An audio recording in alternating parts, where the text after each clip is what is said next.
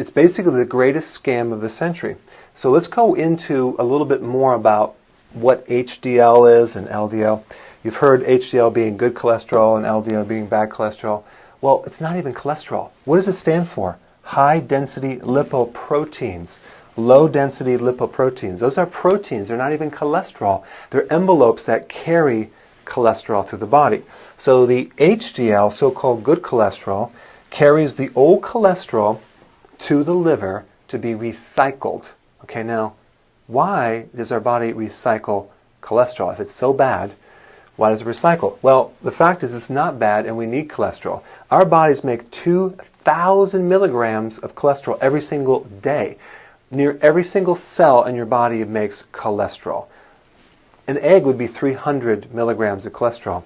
The truth is that when you eat less cholesterol, your body just makes more of it because it acts as a band-aid to help arteries that are corroding or getting ulcers or getting damaged or getting inflammation. It acts to help as a healing agent, and that's why cholesterol is in the artery, because it's trying to heal it as a scab. It's not the culprit, it's the middleman. Most of our brains are made from cholesterol to allow for the insulation to travel with the nerves. We have all the cell walls are made from cholesterol. Most of our hormones are made from cholesterol, especially the sex ones. So we need this cholesterol desperately in order to survive. If you didn't have cholesterol, you wouldn't be able to survive. And cholesterol is also needed to make vitamin D to help convert and increase the calcium into the blood so then we can take the other vitamins to transport into the bone. But I've watched that video on vitamin K2 because that's very important, but because it tells you the other half of the story with clogged arteries. So we have this good cholesterol which carries old cholesterol to the liver, recycles it. That means it's good. And then the bad cholesterol carries cholesterol from the liver into the tissues. Okay? But they're really not bad. They're just they're envelopes to transport calcium back and forth. Out of the LDL, only a very small part of the LDL is really, really bad, and it's the very small little particles, because in LDL there's different sizes. You have these big fluff balls, and you got these tiny little pebbles of LDL, and the real small ones are the ones that form the plaquing around and inside the artery itself, and that's why people are against them. But the purpose is the body's just trying to heal itself. So now let's talk about what is the problem with heart attacks, okay? Well, it's inflammation.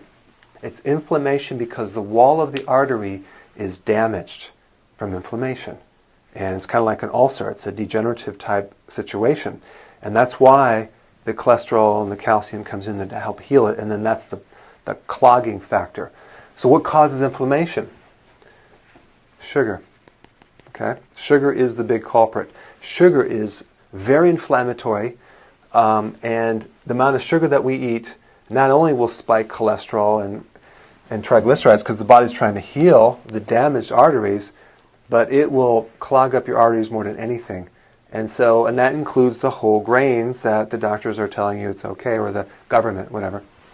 So it comes down to sugar. So the problem is not the fat, it's the sugar. Okay? So that's interesting. The other thing that causes inflammation is having an adrenal problem as well, because your adrenal gland secretes cortisol, and cortisol is a natural anti-inflammatory, but when you lose that effect, you end up with inflammation in the body. But in a thumbnail sketch, you don't have to be afraid of cholesterol anymore. You can go ahead and consume cholesterol. I've been eating 4 eggs every single day for the last 20 years. My cholesterol is about 160, 170, 160, which is totally normal. And lastly, I want to tell you something. How do you increase the good cholesterol?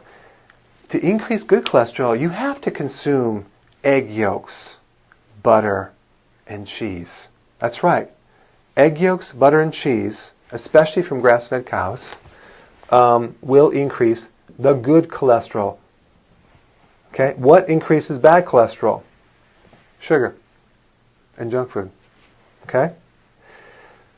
So, I hope that helped a little bit unbrainwash you with this